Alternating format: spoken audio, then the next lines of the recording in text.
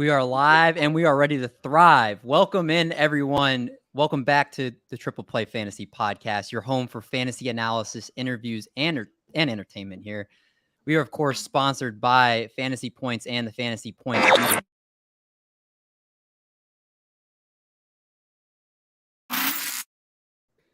Make sure you head over to fantasypoints.com where you will see all the great tools over at Fantasy Points. And if you use code TriplePlay22, you will get a 10% off code. So make sure you do that today. You guys can see the man on screen. I don't want to delay this any further. The man we have joining me tonight, a very special guest. We welcome in a man who wears so many hats at ESPN. It's a wonder how he keeps that perfect hair. He's an NFL insider for ESPN, co-host of the Fantasy Focus Football Podcast, host of NFL Live and Fantasy Football Now.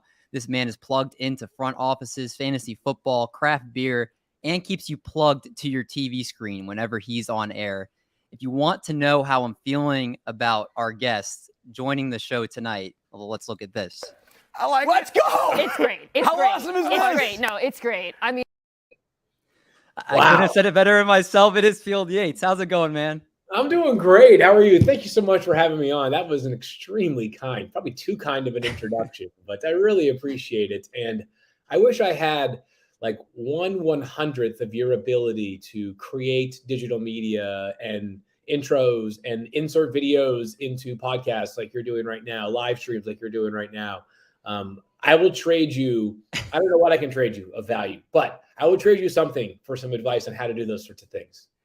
Field, you are as cool as a cucumber on air. So even if you're not doing this technical stuff, you always, when I watch you on TV, someone could take the conversation to a complete left and you always just know the right way to steer it back in. So maybe we can trade that because you're the best in the game at doing that. Well, listen, my friend, I told you this before we got started. I said, you and I were talking about sort of like the next steps for you on the content creation side. And I said, please don't take my job yet. I got I just had a kid. I need to, pay for like education and all the various bills that come with being a father.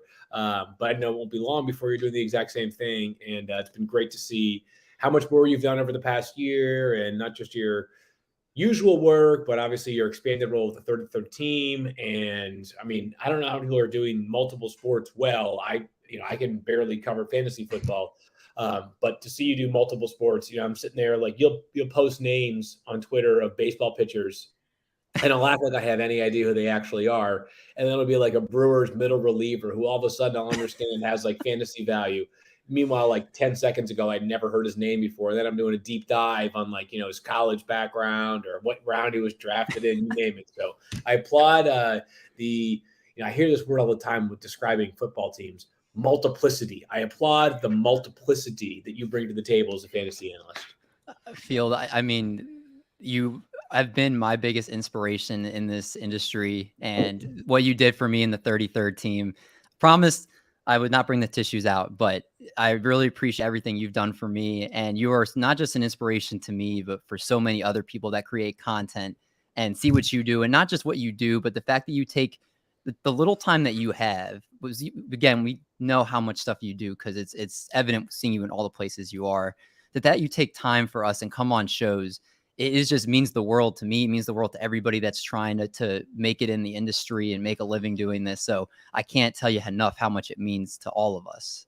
Well, I hope you know that it's appreciated that you even think of me to bring me on. And no matter what platform you have, ultimately, if you don't have a passion for talking about fantasy football, I don't think it's going to shine through. And I often find that the people that are sort of finding their way or aren't doing content creation full time are often the most passionate about it. And that's why I love having these kind of conversations, is that, you and I did exchange some notes, before the show, but I knew that no matter what you had dialed up, it was going to be something that was going to be of interest to me. So I'm excited to have a chance to talk to you again. And, I'm sure we're going to make this a semi-regular routine. You've got a couple of life changes coming up here soon. And, being a dad, it's like every day is a different change in life. But I'm sure that we'll find a time again soon. But I'm very excited about the opportunity we have tonight to talk. I am as well. And you touched on it. So I want to kick things off with this. You're a new dad since we last talked on a podcast. And first, congratulations, because that's ultra exciting. And Kinley is 6 months today, correct? Today? Yeah, 6 months exactly. It is Man, I don't even know how to describe it. There are certain things. I was talking about this. It's funny. You as a parent, at a kid that's a young age, no doubt that like when the kid's awake, they require a lot of attention. Um, but there's also a lot of time when a baby is asleep at this age. And, if my daughter if she's sleeping and, she's in a pretty good routine where she usually sleeps somewhere between like, call it like an hour and a half to 2 hours, usually around 10 a.m. That's her first chunky nap of the day. You can't go too far, right? So, and while there's certainly been plenty to study up on over the past couple of months, some days, you kind of remind yourself that it's okay to just like let your mind go. And you find that there's a lot of time to sort of think about stuff. And as parents, um, it's unlike anything ever. And it's the most fulfilling thing that you'll ever do. And you have so much appreciation for your own parents, parents everywhere, people that care for children in general. I mean, it's an incredibly important and vital role and selfless role in so many ways. It's amazing though. It's been really fun, and I'm actually away from my wife and daughter right now. They're up visiting my mom, which I can tell you, it's not fun. Like it's not fun to be home by yourself when your family is gone, especially when everybody's like, "Well, at least you get to sleep."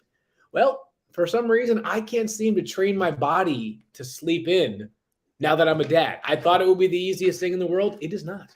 Well, I was going to ask you about that. So, were there a lot of sleepless nights? Are there still a lot of sleepless nights? How is everything going with that?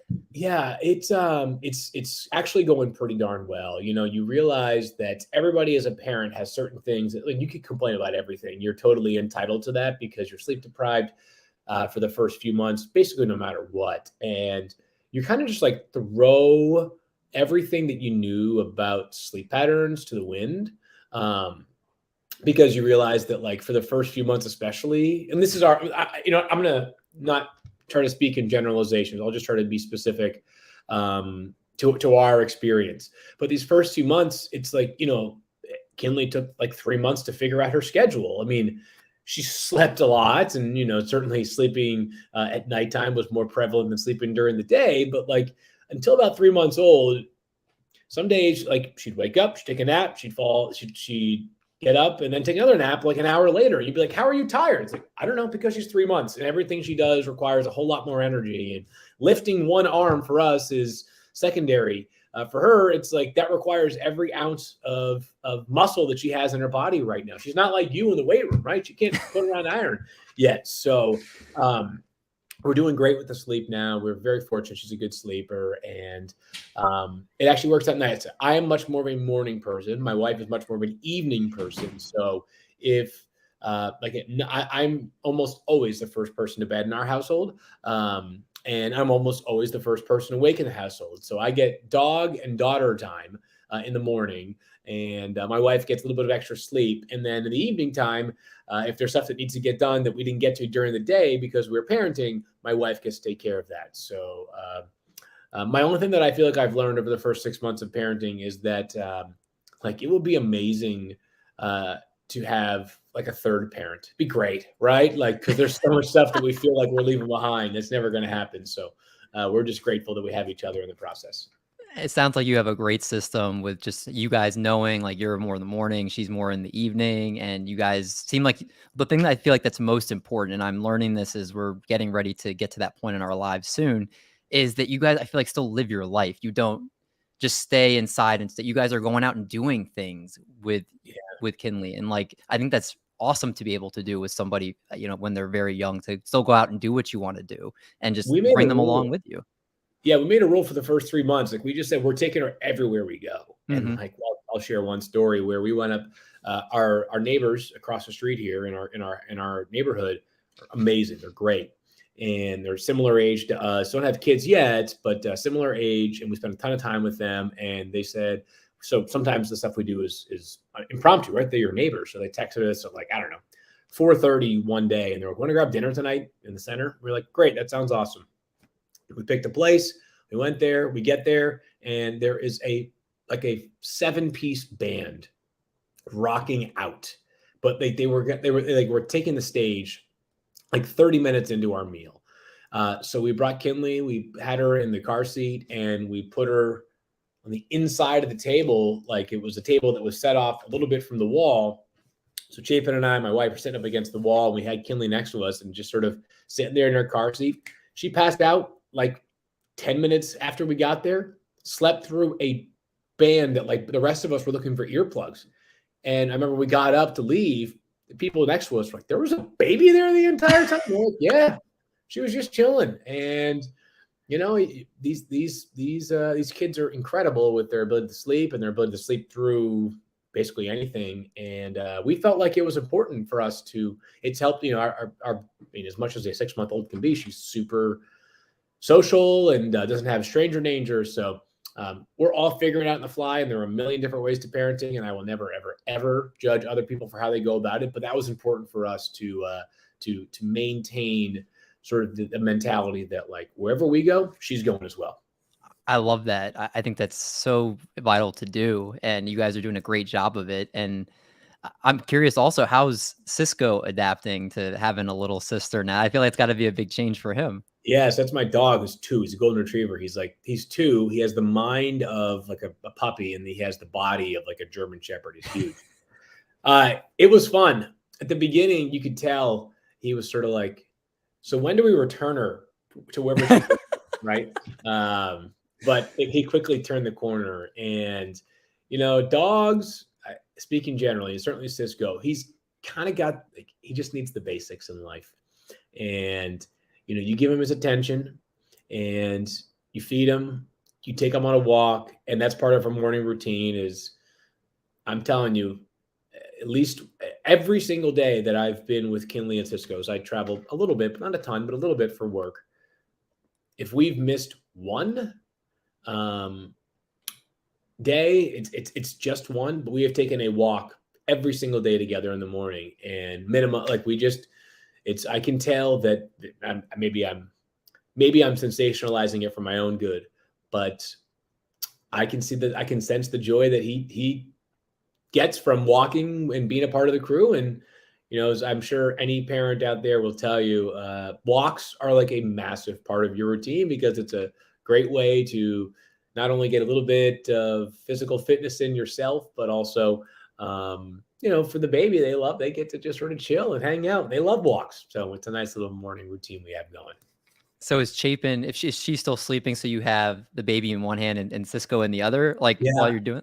Occasionally I'll go the Bjorn, which is like what you can wear the baby on you, and the most of the time in the stroller. But sometimes the baby just wants to be carried because she wants to see what's happening. So it's a blend. But the stroller, we've learned that those things are expensive, but they are very utilitarian. They are super useful. Well, that's awesome. I mean, you've seemed like you've adapted to dad life really well, and it's such a great thing. Yeah. So more about you. I obviously your family's awesome, but I wanted to talk about you a little bit too. So I see you out on the links every so often. I've always wondered how your golf game is. It's okay, not great. I am a 16.5, maybe 17, 16.5. You know, I get the Gin. Do you use the Gin app? I know you're getting into the golf. It's like the 3 Birdies app, I think. Okay, 3 Birdies. You know, say like they're kind of all similar. But USGA Gin. I'm 16.9. I can tell you that right now. So I've been on like I can tell you because it tracks all of your play for you. So my last 1, 2, 3, 4, 5, 6, 89, 89, 98, 88, 89, 94. So, you know, I'd say sort of, you know, some days better than others. It's hard to play 18 holes. Not that it's hard. I mean, not that you have a ton of time as a parent, but that's kind of been my thing during the off season is I tell my wife, like, if I can, like, I'll put in all the hours during the day to get a couple hours late in the afternoon for some golf. So we've been turning it off. My game's okay, though. I always tell people I would love to be like, certainly I'd love to be like, you know, Tiger Woods, but I don't know that I ever aspire to shoot better than like low 80s consistently, which may not be attainable, but I'm going to give it a try.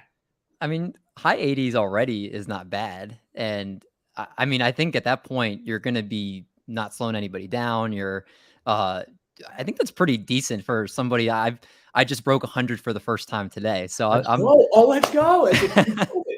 So that's a good way of putting it. Is that I remember for a while I used to always say that like the only level of golf that I want to be at is that if my boss asked me to play, and if I worked in like the corporate finance world, and he was like, "Hey, we're playing with a couple of other investors or something, right, or whatever executives," that I would feel confident enough to go out there and not embarrass myself. Now, listen, if I'm playing, if the guy's like, a one, it'd be a problem, right? Yeah. But I like to go out there and I was playing golf recently with my buddy he's unbelievable. Like he's a plus 2.4. He's Oh, a stick. But I wouldn't say I didn't come anywhere close to beating him, but he certainly kicked my what. But like we had fun, right? It was not like I didn't slow him down. Like, he gave me, he helped me out along the way there, some spots, but like, we just play a very different game, right? Like he can get to certain greens in 2 that I can get to only in 3, or he can drive certain greens on par 4s that I need the full 2 strokes on. So, it'll come around in time, but I need to probably work on my golf game, probably get my strength up as well, so I can hit the ball a little bit further. what's the best part of your game? Is it the mid-range game? Ooh, I would say of late it's been the driver. I don't hit it very far, but I've been hitting it fairly straight. But that's the thing about, I think that's probably emblematic of how my golf game needs work, is that like it might be 3 days of the driver, 3 days of the mid-range game, 3 days of the short game, 3 days of the putter, 3 days. I'd say I'm pretty good at the drinking part on the course. So that part's probably the most consistent, like throw a couple Bud Lights my way and I'll be okay. That's the best part. Friends, Bud Lights, or whatever beers or whatever, and play. Whatever you need. Yeah, I don't have a love beer that. right now, but I'm actually taking a dry week because I'm away from my wife and daughter. So it's summertime, right? I mean, how easy it is to let go of some of your good habits. You're much better about it than I am, but I'm trying to scale things back a little bit. I mean, definitely going out like golfing more. I'm drinking more than I usually do because it's just so easy to do and fun. But I get what you're saying. It's ultimately everything you're doing there is fun. Being with the friends, the alcohol, the just being out and away from technology itself too is the It's the best best. part, I think. I love it. I do love it, and you get why there are people that are just so obsessed with it. I always say I would like to play more during the fall, but we'll see. If time does permit. But I love the sport. I love it, and I used to say like I hate to play with anybody other than people that are about my level. I've gotten over that hump. Now I like to play with anybody. And that part's been fun for me because you meet some cool people along the way too. That's awesome. But you also are not just a golfer because you do get in the gym, and I've Right. heard that you go early, especially like when you were on campus. I Yeah. guess this was back when you were more commuting to from another state and going. Yep. But do you still go in the mornings a lot consistently? I still go in the morning, just not as early because of the childcare thing. But I always tell people that if I don't get it done in the morning, it's going to be hard for me to get a workout in, which may say more about me than it does like the process of working out. But so I try to get in the morning as much as possible. But again, with a kid, it's a little bit. You gotta like there are certain days where things just don't align. But I'm trying. I've got during COVID, a lot of us picked up. I think a lot of people resorted to home gyms. So I do Mhm. have more equipment now. I've got like the Bowflex, the dumbbells that you can adjust all the way, like they go all the way down to 5 and all the way up to 52.5 pounds. Got the Peloton, and this time of the year we get to run a little bit if you're a runner, which not really, but not anymore, I should say. I used to run all the time. No, now I'm just too lazy apparently. But it's been like I know it's all over the country, but like I was walking. I mean, I was sweating walking to like get the mail today. It was so hot. So not a great day to be out there running. Yeah. Now I got to ask because I didn't know this was a thing. So I Yeah. talked to Austin Eckler last month, and he does not take pre-workout. He's very much against it. He says like naturally Okay. just need to go to the gym. I need the like pre-workout or a drink, something that has the caffeine to get me going. Are you Yeah. just naturally you can get up and do it, or do you have like a pre-workout you take? Well, I mean, if you consider coffee a pre-workout thing, then yes. Like I don't take like a supplement, which I probably should in my college days when I was like actually like strong and well, I don't know, strong. I was thicker. Maybe there might have been some extra fat on there too. I would take like, I think it's called NO Explode, which I think has Oh, been I know what that is. Yeah, yeah, yeah. Is that banned yet or no? I don't know. It used to give me some I'm weird not feeling. sure. I wouldn't surprise me if they are. Wouldn't surprise me. Yeah. So no, not anymore. Just coffee. Coffee in the morning. Yeah, I gotta have like I am I don't know if this is normal or not, but like I don't care how big of a meal I ate the night before and how late it was. The minute I wake up, I am like starving. I am like feeding. So I'm like minimum coffee in the morning, usually coffee and some sort of breakfast too. So I'm a routine, but I am a routine guy. So I'm okay with like I'm the kind of person that if I settle into a routine, I could eat oatmeal 100 straight days if that tastes good to me at the time.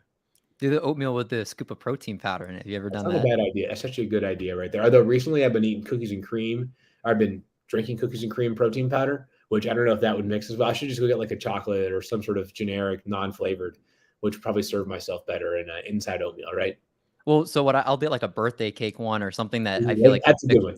yeah, and then what you do is you put like the water or the milk and whatever you choose till it gets a little bit above it. You put it in for like a minute and a half, and then Okay. you put the oatmeal in, or you put the protein powder in. You stir it up, and then you put a little bit more the liquid back in, and then you put it back in for like another 30 seconds, and then it Okay. blends in. It's fluffy. It's like such a good consistency. It's not like powdery at all. It like blends in really well. This does sound good. I need to get a couple of your recipes because like sometimes they'll throw out like these like, carb-less, zero trans fats, but like the most decadent looking brownies I've ever seen in my entire life, or like ice cream. And I'm like, how do I get that? Instead I like eat like a Klondike bar and I'm like, oh, this tastes pretty good, which they are delicious, but I'm sure they're not very good for you. Everything in moderation, I think. But it's Yeah, just I think you find like shortcuts to the foods you enjoy, and then if it's like a 7 out of 10 to where it's not the full thing, but you're enjoying it enough where you're not craving the food anymore. That's sure, kind of totally. like how I look at it. But again, you stay in shape. It's not like you're carrying a lot of extra pounds. You stay in shape, so it's not necessarily an issue for you and everything that you're doing. Yeah, Um, I mean, I don't know, try. So let's switch gears here. So you we talked about how many hats you wear at ESPN. You host NFL Live. You do the 06010 podcast, which I saw launching back up yeah, we're every back. day next month, right? And Yep. you do Sports Center spots, breaking news as an NFL insider, other responsibilities. It could be the whole show if I listed everything you're doing right now. So my question is, how do you do that with the family at home and not feel too overwhelmed with everything? Yeah. So, first of all, like we're so fortunate to do what we do. So I try to always keep that. You're probably a testament to it, right? Like, I don't know what this school year holds, but like obviously you've taught, right? And like that's a job that, first of all, like shout out teachers just in general. Um, but like, how often did somebody pat you on the back and say, like, man, I just loved that class today, right? Like probably the feedback you got was when a kid was unhappy about something or a parent had a gripe with you, right? Like, I don't take it for granted that what we do is what I would probably be doing with my free time if I wasn't working in this industry. So, perspective is really important. And I would say that it just sort of like there's priorities. And this is going to sound sort of weird, but like, have you seen there's a video, I think it's from like the 1990s or something, but it's like this professor who's preaching to his class basically, and he pulls out a jar and he like fills it up with like a bunch of sand, and then he tries to fit a couple of golf balls in it, and like you get like two. Conversely, though, if you would like put the golf balls in first, you could fill the sand inside of it, and like the same amount of sand would fit into the jar with 8 golf balls, right? And the metaphor was like find your rocks, your golf balls, right? Like family, faith, fantasy football, golf, whatever it is, right? And that's kind of it. Like, I'm not trying to say that I think we live a fairly, we're grateful for everything we have, but like there are some stretches during the year, like the football season, it's pretty simple, right? Like I really don't leave the state of Connecticut, which is where ESPN is and where I live, from like August 1st until after the Super Bowl. And that's fine. I'm not complaining about it, just a matter of fact, right? So you have to just like, there are certain sacrifices that you make and certain sacrifices that you don't. I don't I remember when I always think about the first Sunday of the off season where it's like, oh wait, so you get to wake up whenever you want. This is pre-child, and do whatever you want for a full day, and there's no responsibility. And that's like, it's cool, but I also wouldn't trade the fact that my Sundays from Labor Day weekend until the Super Bowl are taken up with football, right? We love those Sundays. Like, there's nothing more exhilarating than those 17, now 18 weeks of the NFL regular season. So I would say it's not, I hate to say anything simple in life, but I really feel like the big priorities for us is always like, find what's most important, and you sort of build like a triangle, like a life triangle, like our pyramid, right? The things that are at the very top are the essentials, and everything else from there are maybe the more the wants versus the needs. And the needs for me are my family and my job and football in general, and then you kind of scale downward from there. Do you get any days off during the season, or is it pretty much you're working 7 days, even if some of the days are shorter than others, but you don't really have a day where you're away from it all? Yeah, no, Saturday, I don't go into the office on Saturdays, which, I relish. Like, I'm grateful that ESPN doesn't have me staffed on Saturdays during the season. So, there's prep, and, there's players get declared out due to injury, or there's roster transactions, stuff like that. But during the fall, my wife is a field hockey coach. I go to all the games, which is super fun for me. And I love watching her in action. And then we try to, utilize those hours as much as possible during the football season, because, during the week, it's not that we don't have hours. It's just that, we do the show. We, as you mentioned, the Fantasy Focus, which starts back up August 1st, and we go every single day, every Monday through Friday, every day until the end of the regular season. We take Labor Day Monday off. We take Thanksgiving Thursday, Friday off. And then depending on when Christmas falls, we take a day or two, usually 2 or 3 days there, I should say. So, of 100 and so let's say there's 18 regular season weeks. That's 90, probably 5 preseason weeks, 150, like 110 out of 115 weekdays we're doing the show, which is great. It's lovely. It's awesome. We love to do it. So it's like, it beats having a job, right? That's what I always say. Like, I'm not sitting here like, oh man, got to go back into the studio again today. So the time off may not be like, I can't necessarily sketch it out for you on Monday. Like, here are the days or the time of day that I'm going to have off, but it's like, you find quiet periods, and you find the things that you want to do during those quiet periods, and you take advantage of them. Yeah. And again, I admire you because I feel like you're so consistent, because when you're on, whether it's a podcast or TV or whatever you're doing, you're the same person every time. You don't look tired. You don't look like you've just mentally drained. You're always there. You're always upbeat. You always got the same thing going.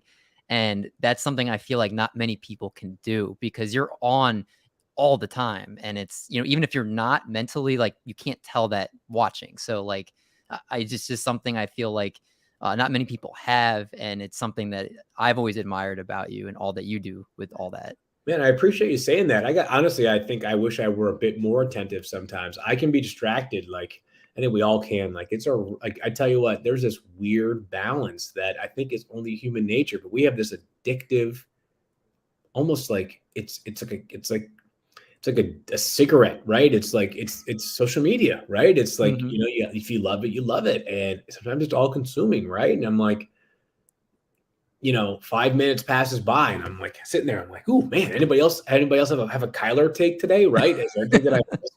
And that to me is tricky.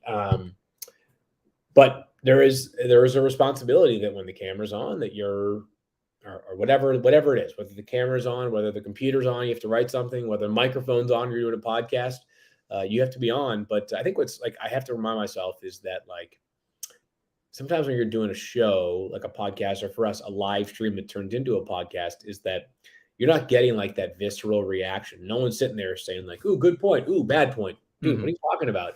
You have to remind yourself sometimes that, like, if you drift and all of a sudden you grab your phone, oh, who just texted me? Oh, my buddy's texting me, like, what are you doing this weekend? And you take 20 seconds to sit there and stare at it, that if Daniel or Mike or Stefania makes a point and you come back and make that same point, like the audience is like, did you not pay attention to what that person just said 5 seconds before you? So staying on can be tricky because of the easy distractions there are in life, but it's important too. Has it ever happened to you where you have caught yourself just drifting or lose, like, kind of train of thought is going somewhere else, and then you've caught yourself, but it was at the end of what they were saying, so you've kind of Yeah. had to audible and figure it out? Sometimes what I'll do is, like, it's happened to me where, like, I'll realize while I'm saying something that somebody else just said, I'll be like, whatever. Like, like the thing with David Montgomery is he's had at least 15 carries in 7 straight games.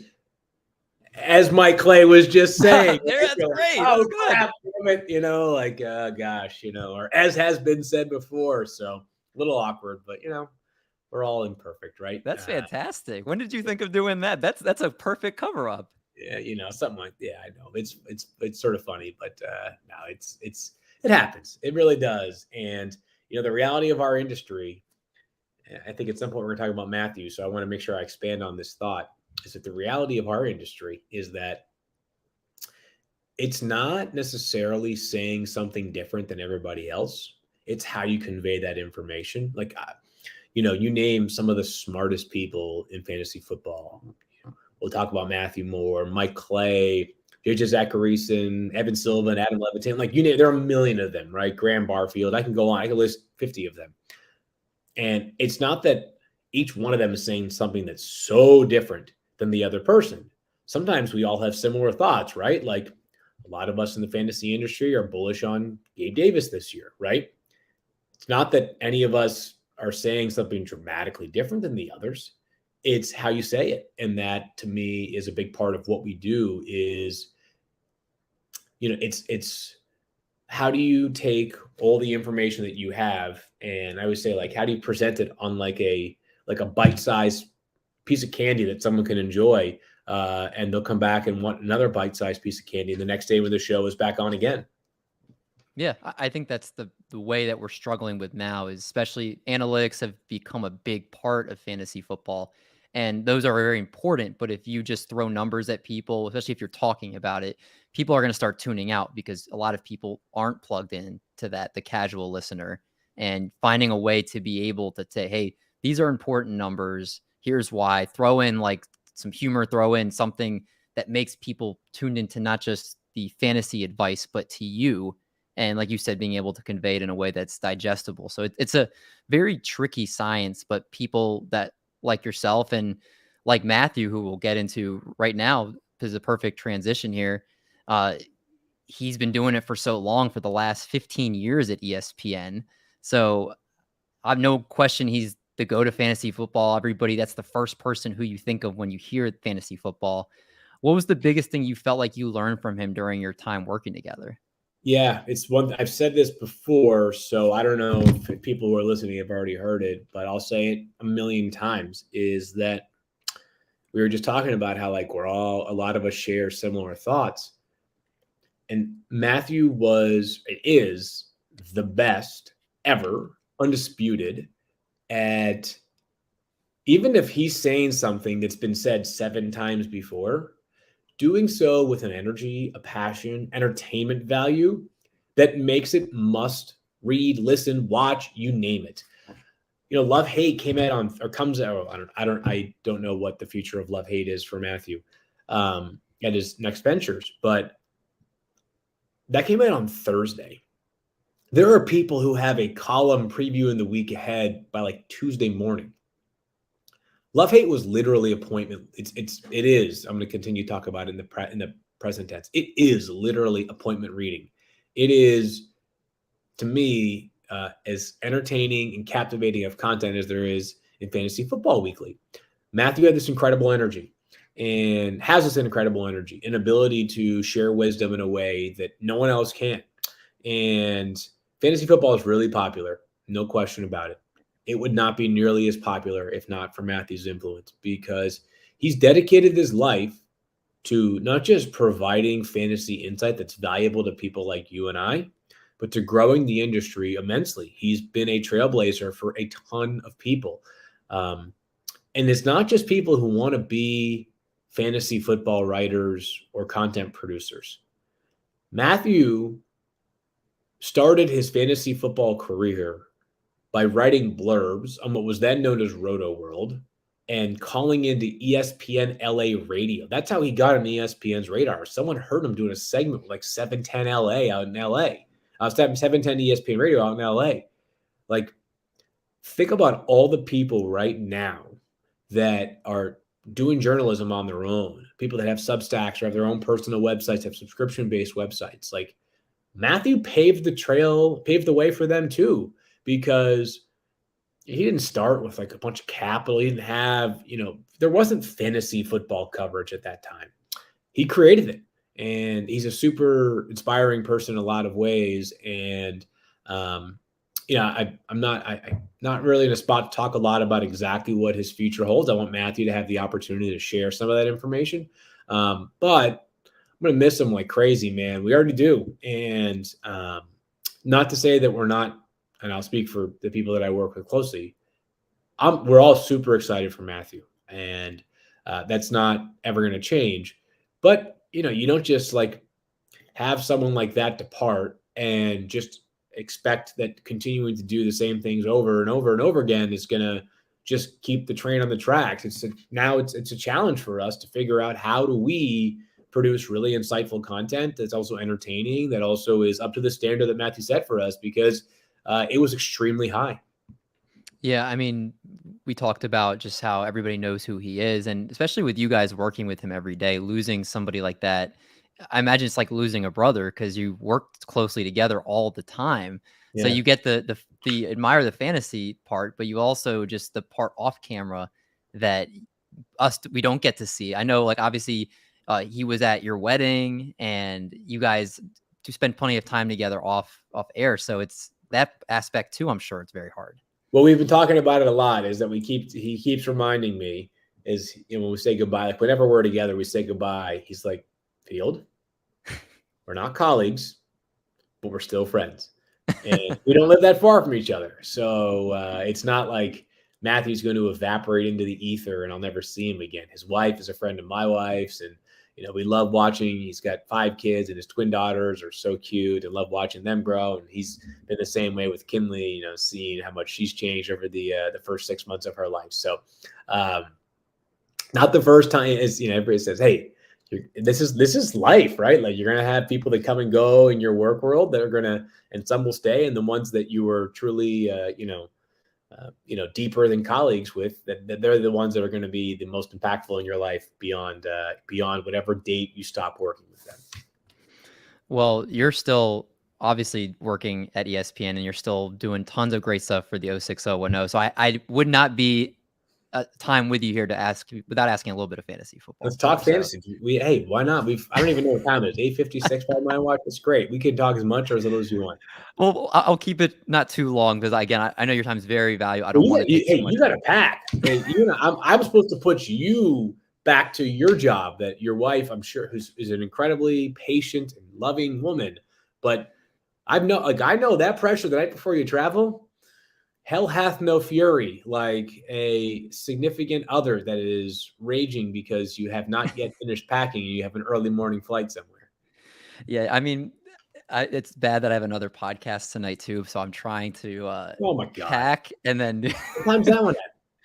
I'm just gonna bump it to like 10 o'clock or something. Okay, well, oh geez, am I? Geez. Field, I will do that podcast at like midnight, because this is my highlight of my day. Okay, well, you're a good man for saying that. But I have to say, it's craziest offseason we've ever seen. Arguably, you saw guys like Jalen Waddle, Elijah Moore, Kyle Pitts. We saw them emerge significant first-year target shares. We bumped them up in fantasy, only to see guys like Devontae Adams, AJ Brown, Tyreek Hill, all these number 1 wide receivers getting traded. How are you approaching this year in general, just with these guys that have been traded and moved around? Do you have any idea kind of how you're valuing them, and what are your thoughts just kind of all overall with everything? Yeah, so I think we can address the three major wide receiver trades sort of in succession. I think Devontae Adams has the least, like, I think he's least vulnerable to lose value. Um, it's not like rapport is going to be an issue with Derek Carr.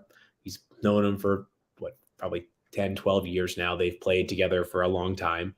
And like Derek Carr is really good. He's not Aaron Rodgers, but he's really good. I'm not worried about Devontae Adams. Is the target share maybe going to go down a little bit? Yeah, probably, right? I mean, he's got Hunter Renfrow and Darren Waller next to him, but like I have him as wide receiver 4 going into the season. That if he had been with Green Bay, I think the answer would be wide receiver 2 off the top of my head. I can't imagine it's lower than that. Cooper Kupp probably would still have that number 1 crown.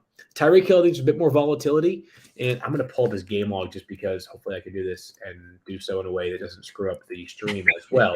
But if you go back to last year, and I'm going to see if I can do this artfully, with playing with Patrick Mahomes, like just a reminder that like Tyreek Hill, as far as like consistency is concerned, is like a little bit like, I'm not saying inconsistent, but last year had like an up and down. I mean, last year was an up and down year. If you go back to last season, I'm just pulling this up right now, so I can do this. Like I can finally do this. Like, okay, so starts out massive, 197 yards. Okay, in week 1 against the Browns, and then let me just read you his receiving yards over like the next, I don't even know how many games. 14 yards, 56 yards, 186 yards. Wow. All right. 63, 76, 49, 94, 37. So in those games, and later on in that year, there was a 22-yard game, a 19-yard game, a 40-yard game. Like for a guy that is being, was playing with Patrick Mahomes, like you're talking about as like a potential like top 5 wide receiver, you're not expecting like 5 or 6 games with 50 or fewer receiving yards, right? You're expecting every game, like I'm talking 75, 80 yards a game, right? Maybe 1 or 2 exceptions, but not many. So, and Tua, I think the narrative's probably gone too far one way or the other. Like he's not perfect. He's also not terrible. But I think the volatility there is like a little bit higher. So I have him as like wide receiver 7 or 8 right now. And then AJ Brown, I kind of feel like it's sort of the same thing, right? Like he goes from the run heaviest offense in the league to the second run heaviest offense in the league, which is Philly, of course. And I don't know, like Philly can adapt for sure. I don't really necessarily need to because they don't play in a great division.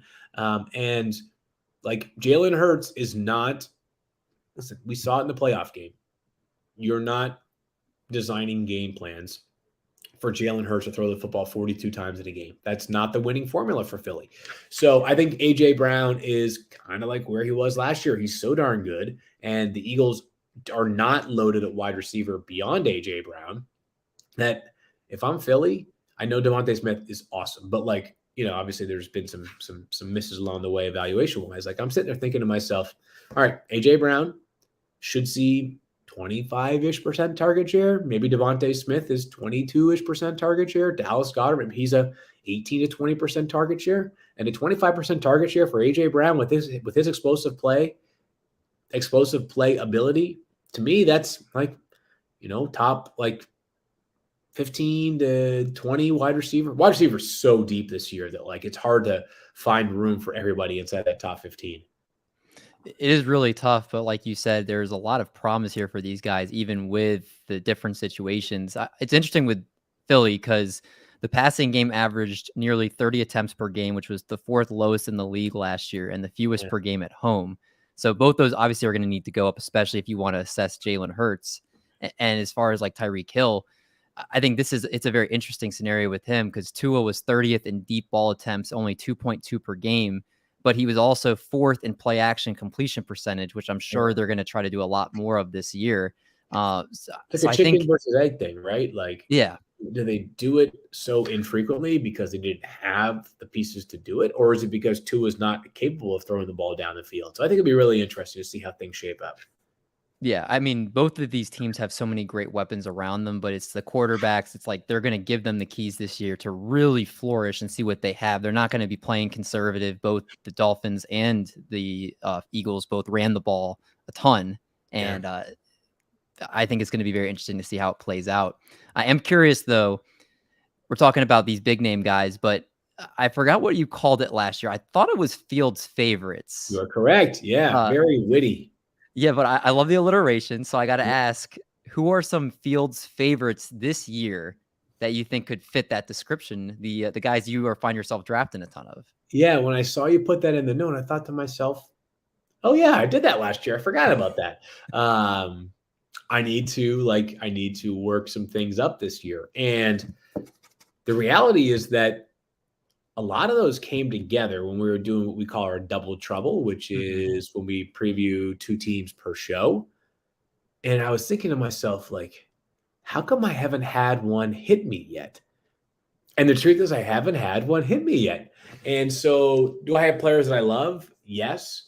But some of them, it was like they spoke to me. Now, listen, they weren't all hits. I'm here to tell you, they were not all hits. They had, I think I had I think CeeDee Lamb was the only one I remember. CeeDee Lamb was like the cover of it, right? He had a good year last year. It wasn't spectacular, but it was really good.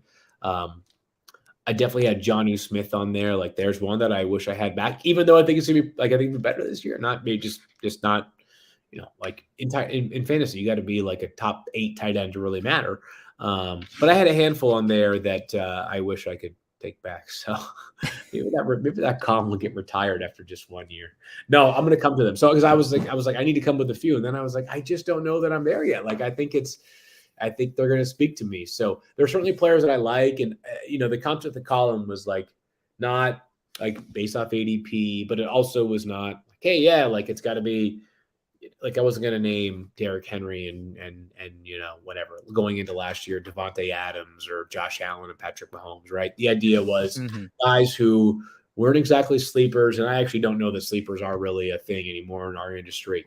But based off cost, I'm sorry, but like factoring in a little bit of cost and also just like skill set, I was in on them. Yeah, and I totally get that. And like you said, sleepers, everybody's so plugged in now that everybody's doing best ball drafts and taking guys. Scott Fishbowl, I got 1 pick left, and I'm sitting there and I'm like, I got people picking up like the Saints 7th string wide receiver, and they're like, I love this guy. I'm like, how am I supposed to give you a sleeper if the Saints 7th string wide receiver has been taking Scott Fishbowl, right? Yeah, I agree with you. I mean, everybody again is like looking at depth charts, looking at usage rates last year, and trying to piece stuff together. So I totally get that.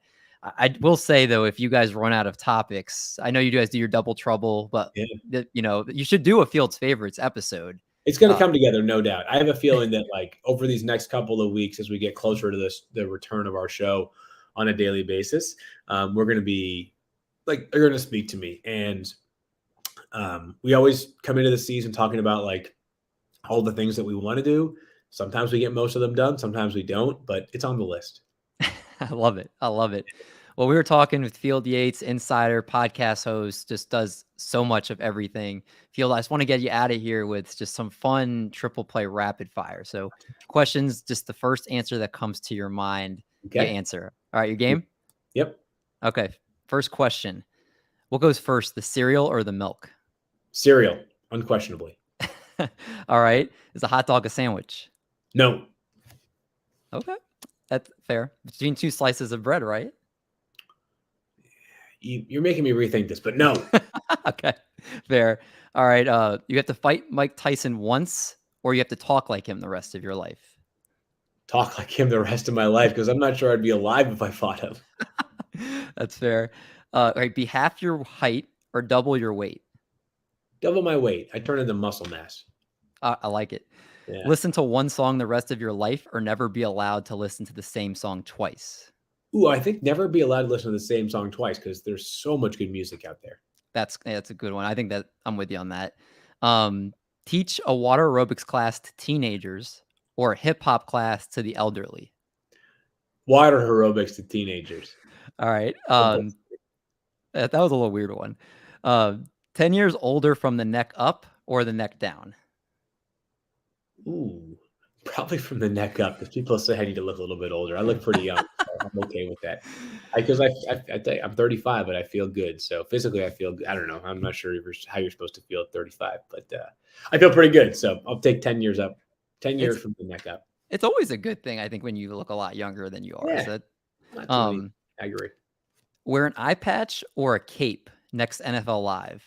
Ooh, I think a cape. You could make that. I guess you can make an eye patch cool, but a cape, yeah. All right, last one. Give me your favorite cereal and breakfast beer combo. Ooh, okay, good question there. All right, so thing about beer is that what I like about it is that you can sort of rotate through, like you can drink any kind of there are certain beers I have for they're kind of part of my rotation for a 2 or 3 month period, but I have been calling this summer the summer of Grippa, which is a beer from Tisco Brewery on Nantucket, my favorite place in the world. It's a grapefruit IPA, but it's extremely does not taste like an IPA, does not taste super grapefruit forward, but it is absolutely fantastic. It's delightful. It's 5.5 ABV, so it's not super overwhelming. Goes great any time of the day, including during breakfast. And I think if I'm pairing my cereal with beer, generally speaking, I just go Cheerios because they're bland enough that you're not distorting the flavor that much. I would say my favorite cereal, though, honestly, it's probably I think Lucky Charms is a pretty hard to debate against great cereal. I think Golden Grams are outstanding as well. throwback. I don't have them as much as I'd like to, but Golden Grams are awesome. Golden Grams are up there with some beer. Totally works. What's the name of the beer again? I want to write the name down. So Grippa, Gripah, Grippa, which is back where I'm from, Grippa. I love it. Have you? All right. So where's Captain Crunch rank on your list? Definitely up there. It's a really, really, really good cereal. It's got the right I like crunchy cereal a good amount. I can't hate. So is that your number one? My number one is actually. Do you remember Frankenberry, Yeah. Blueberry, Count Chocolate? Those are my favorite. Okay. Yeah. But the ones you find year round, it's probably Captain Crunch is third, and then there's one field you have to try. Okay. It's only around on Christmas. It's called Sugar Cookie Toast Crunch. Ooh, that sounds delicious. It tastes like sugar cookies with milk. It's so good. It's like the good. Cinnamon Toast Crunch brand stuff, but they have that come out every December. So we're smashing that. Oh yeah, that's yes. Okay. That's the biggest smash. I pay attention. I don't always try them out myself, but I pay attention. Well, having you on has been a smash, Phil. Thank you so much. Again, I really can't tell you how much I appreciate your time and everything that you do, and just thank you again for joining the show. And please plug anything you want the audience to check out, whether the podcast or what you're doing, anything. The 33rd team. I want them to keep reading your stuff over in the 33rd team is what I want in Triple Play Fantasy. You know how much I respect you and admire you. And I always say that anybody who is a teacher and a fitness enthusiast, I truly believe this. It means you have a dedication, right? It's no good to take half measures when it comes to fitness and being a teacher. It's, I just can't tell you how much I appreciate what teachers do. And I'm not sure that I appreciated them enough when I was going through school myself. As I get older and hopefully have a bit more perspective on life, I do appreciate how much they do. So I love watching your growth and seeing all of your work in the various places that it's at right now. And I feel pretty confident that I'm trying to think who is you're the Javonte Williams of fantasy football content creator, right? We're all excited for a breakout year. Breakout year coming. Field, man, you're gonna make me blush on camera. Oh goodness gracious. Okay. It's just go. I don't know. Go run a lap outside. Well, I guess it's too hot. So go outside and run around a little bit to cool you down. And I'm sure it's 1,000,000 degrees down there too. It's hot, but so is this podcast with you on here, man. You've been so awesome, and everybody, please make sure you follow Field. Make sure you check out the 06010 podcast, the best one out there right now. and just everything he's doing. It's honestly just fantastic. And thank you guys for tuning in every single episode like you always do. Make sure you like the video, smash the subscribe button if you have not already. And we appreciate every single week. Anything you guys would like to see, let us know down in the comments below. And with that, we will see you guys in the next one. So with like just like this, just like that, wham bam, baby, we gone.